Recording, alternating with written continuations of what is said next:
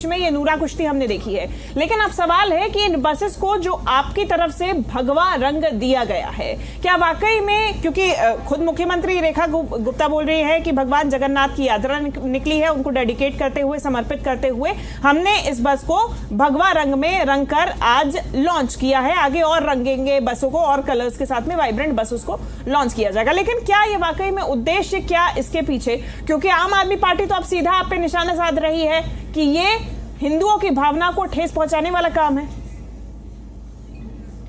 नमस्कार शिवांगी जी, और आपके सभी दर्शकों को भगवान श्री जगन्नाथ की यात्रा की बहुत बहुत शुभकामनाएं।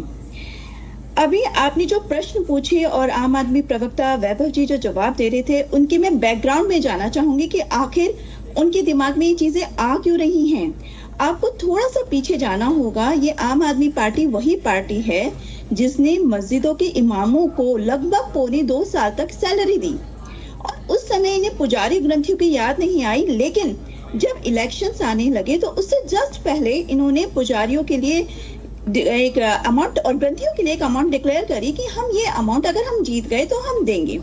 तो ये तुष्टीकरण की राजनीति क्योंकि इनके माइंडसेट में हमेशा चल रही होती है। कहते हैं ना, जैसे शॉर्ट में बोलो लाइटर नोट पे, कि सावन के अंधे को हर जगह हरा ही हरा दिखता है, क्योंकि इनके दिमाग में हमेशा एक तुष्टीकरण चल रहा होता है। तो जैसे ही भगवा रंग आया तो इनके दिमाग में फौरन वो तुष्टीकरण वाली राजनीति शुरू हो गई, और वो बल्ब के जलते ही ये इस तरह की बातें करने लगे।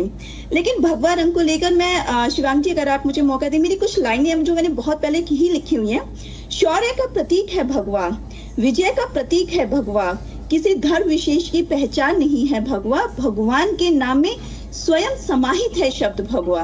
तो भगवा रंग के तो अपने आप में इतने मायने हैं कि उसे हम डिस्क्राइब करने लगे या ऑरेंज कलर को या भगवा रंग को, तो कम पड़ जाएगा उसके बारे में कहना। दूसरा, कोई भी हिंदू व्यक्ति ऐसा नहीं हो सकता जिसे भगवा रंग को देखकर खुशी ना मिलती हो।